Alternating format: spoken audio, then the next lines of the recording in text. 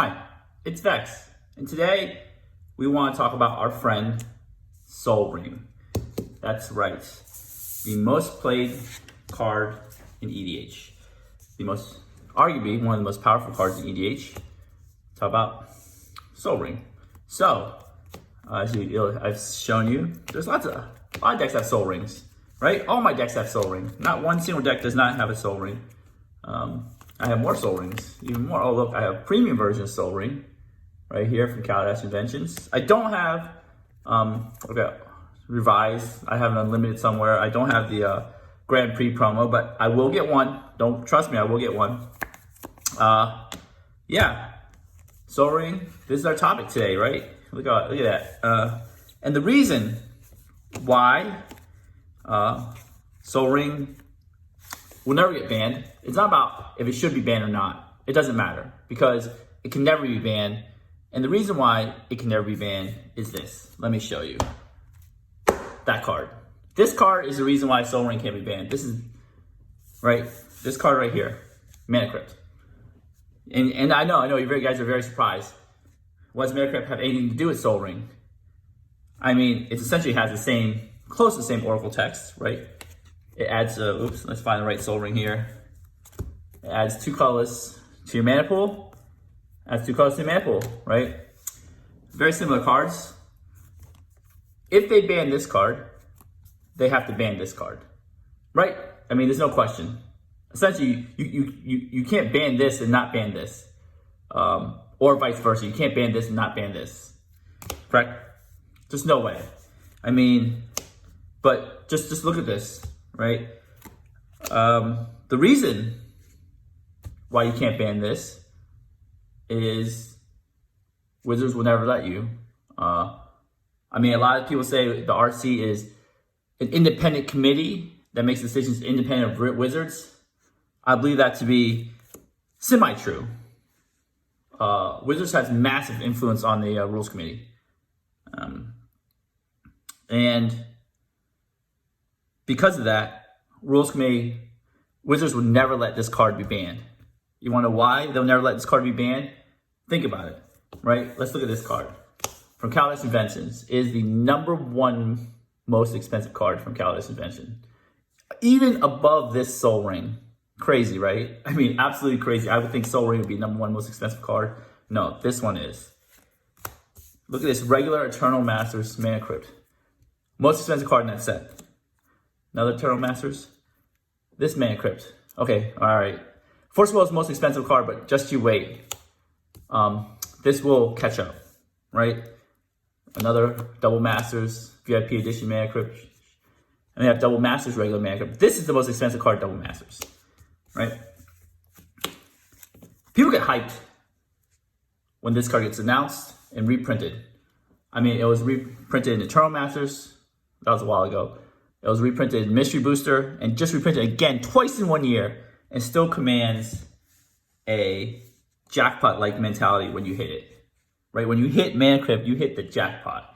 This is the card you want in your deck, period, right? Mana Crypt arguably is actually more powerful than Sol Ring, right? Let me just demonstrate you something real quick. Let's say I have one hand, right? Let's say my Azusa deck, which you've seen many times already, right? My Azusa deck. Let's say pretend I have just Sol Ring in my hand, right? And some Forest and Lightning Greaves. I play my Forest, right? Tap my Forest for a Sol Ring. Tap my Sol Ring for Lightning Greaves. That's cool. That's amazing first turn play, right? Imagine this. Right, instead of Sol Ring, Mana Crypt.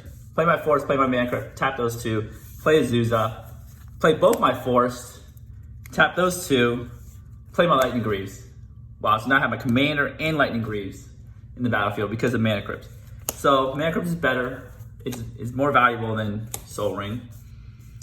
And because it commands this high price, right? Wizards, this is a cash cow for Wizards, right? No question about it. Is a cash cow for Wizards.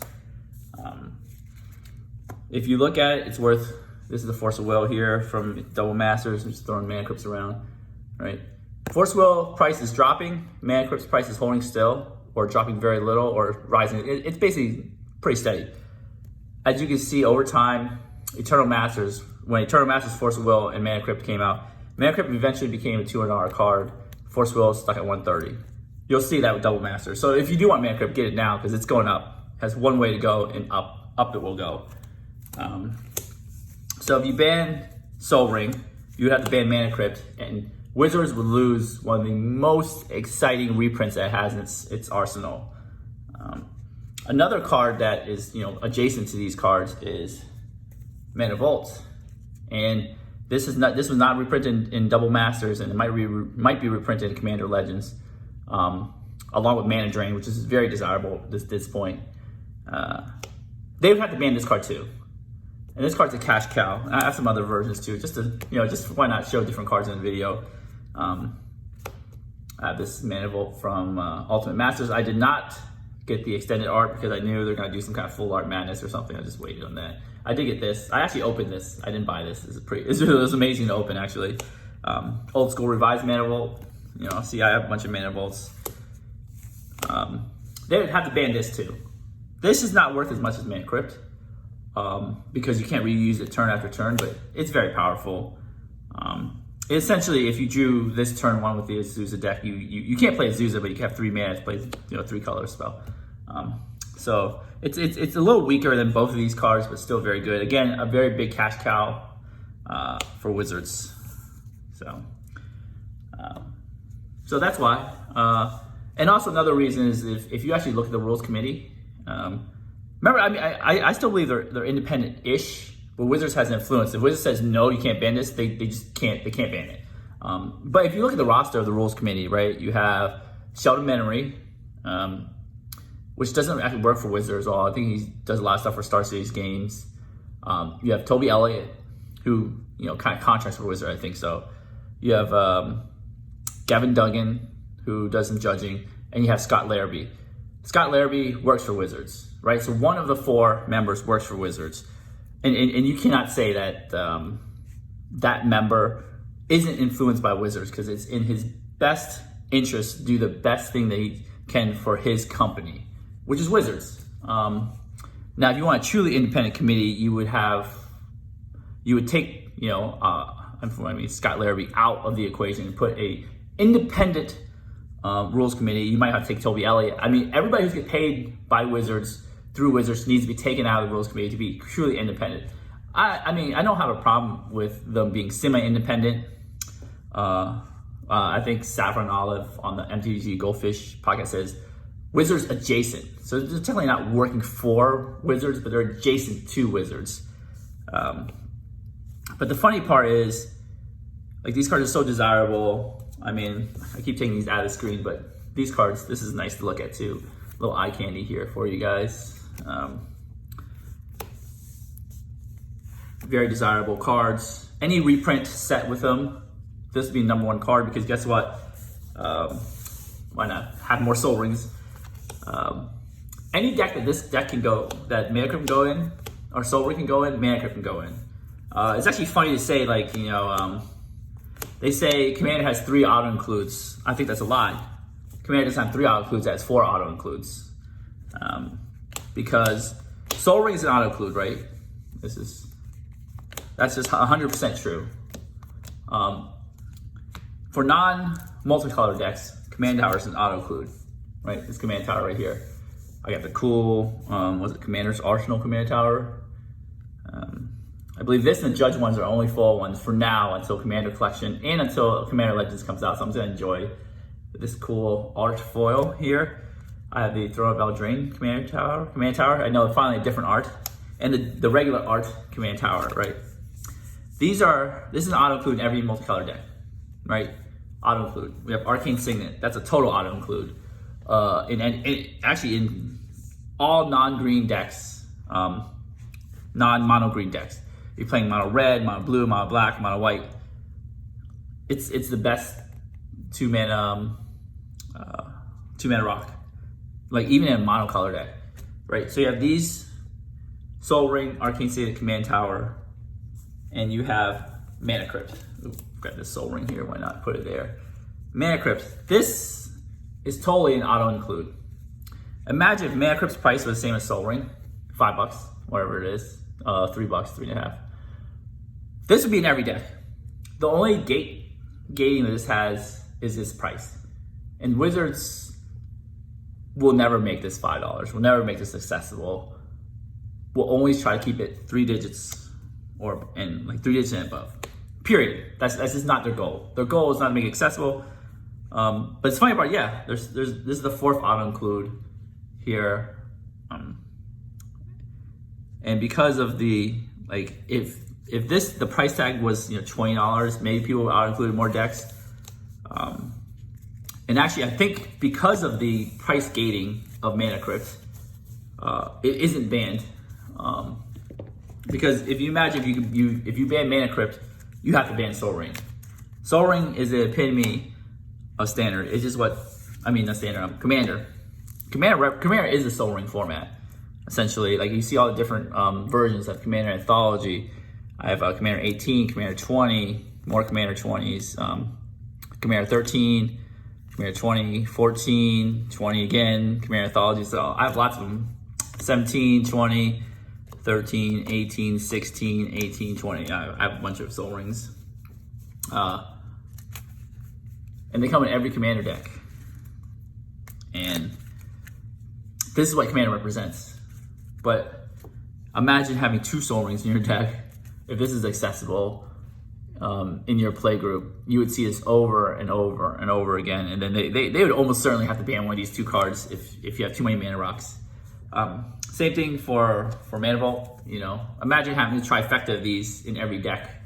You would just go crazy. It's look, whoever draws them wins. Kind of sucks. But yeah, the price is actually gate kept Mana Crypt from being the 4th auto include in every single deck. However, with my belief that the Soul Ring just can't be banned, what's my opinion on should Soul Ring be banned? No, I don't think it should be banned because it creates exciting games, right? I don't normally get a turn 1 Soul Ring, but when I do, it's exciting. I think new players, it's exciting when you plop down a Soul Ring, turn 1, turn 2, and they get to accelerate. It just feels good. It feels good that you have, even at a budget deck, you still have a chance to play the game. It's exciting. And then it's kind of grandfathered in, kind of like Brainstorming Legacy. It's just not going to go away. It's probably a little bit too high powered, but think about it, Gaia's Cradle is still legal. I don't have it here, but that's still legal in Commander, and that's I think arguably Gaia's Cradle or Gaia's Cradle, however you want to say it, is more powerful than Soul Ring. Not in a vacuum. In a vacuum, Soul Ring is more powerful. In a vacuum, Mana Crypt's the most powerful card. But Gaia's Cradle, Gaia's Cradle, is so powerful, but that hasn't been banned yet. So, and that can make 10 plus mana, be untapped, make another 10 plus mana. So 1 land can make you 20 mana. It's ridiculous. If you untap Soul Ring, you're only gonna make an extra 2 mana. So it's not that crazy. It leads to some exciting games. It leads to some tension. If a player does turn 1 Soul Ring, and then the other 3 players don't have it, they might just gain an insane advantage if they go turn 1 Soul Ring, and then play Arcane Signet, and then maybe tap that, play a Sensei Divine Top or something crazy. Then it gets a little out of control. But it creates an instant tension where you're public enemy number 1. As I said in Command Zone with the stats episodes, that when you do turn 1 Soul Ring, you don't win that. You actually win less often because the whole table goes against you. So it's a self-regulated card. However, my play group does not actually have Mana Crypt. So I know you see a lot of Mana Crypts on screen here. I actually don't play Mana Crypt very often. I have this in my Azusa deck because it just looks cool, right? I have this in my Godo deck, but that's a CEH deck, so I don't play. I play more casual. I had another one. I just opened these. These aren't even in deck, so I only have them in, let's say, 3 decks out of 20 or 20, 21, 25. Deck. I haven't kept count of how many decks I have. I have so many decks. I just don't play it because my play group doesn't have it, and I don't need it. I don't need that high power level. I do have EDH decks that are Mana Crypt, Soul Ring, Mana Vault, Mox Diamond, Mox Opal, Chrome Mox, Lotus Spell, etc. It has like all the crazy accelerants to win, but that's part of EDH. It's fine. So it does suck when you go to a random table, maybe at a Magic Fest or something. You see this played, and then conjunction with Soul Ring on turn 1, you're just like, you're one of those people that pimps out your decks and gets has expensive cards. But I don't mind losing to it because I've actually seen people die to Mana Crypt. So it's actually pretty funny to see people die to Mana Crypt. But that's besides the story. That's a different story. So in the end, I think Soul Ring shouldn't be banned anyways. But it doesn't really matter because it can't be banned. It's just not gonna be banned. Wizards will never allow it because it actually comes in all the precons. And it's actually a very exciting card for new players. It's just an exciting card for all players. It's an exciting card for all players. I know some playgroups just ban Soul Ring. That's fine. I actually put in cards I call Soul Ring Killer. And I know the new Zendikar Rising set has Thieving Skydiver, the Soul Ring Stealer, or the Mana Crypt Stealer. So you steal these things. So be careful. I'm not sure how well Thieving Skydiver is going to do, but your Soul Rings and your Mana Crypts might get stolen, which is fair game. I say, if you're willing to play the card, you better be ready to play against the card too. Yeah, that's my discussion of why Soul Ring can't be banned, or and in my opinion, it shouldn't be banned. I think it's very fun. I think it's just a good card. There should be some kind of high power level in Commander because it's got the vintage feel, but still also a singleton. Another aspect is it's still if you look at this Gavi deck here, I haven't opened this yet. There's just only one Soul Ring in here. You might not draw it ever, and you usually don't draw that many. Unless you do your cycling deck, you go through your deck that often and find what you need. So I think the singleton nature and the aspect that everybody has access to it, and it's also fun. Reason that it shouldn't be banned. Anyways, what do you think? Leave your answers in the comments below if you think Soul Ring should be banned, should not be banned, or can it be banned by Wizards, or by the Rules Committee if they wanted to ban it. Yeah, leave your answers in the comments below. Don't forget to, if you enjoy my video, give me a thumbs up. If you want to support me making cool new videos, I have a Patreon set up. But you can also, just smash the subscribe button, subscribe to my channel. That also helps me a lot. Helps me grow, helps me make content, helps me get more Mana Crypts. So I can hoard more. No. I plan to trade these away. I don't need 7 Mana Crypts. That's ridiculous. But as always, have a wonderful day.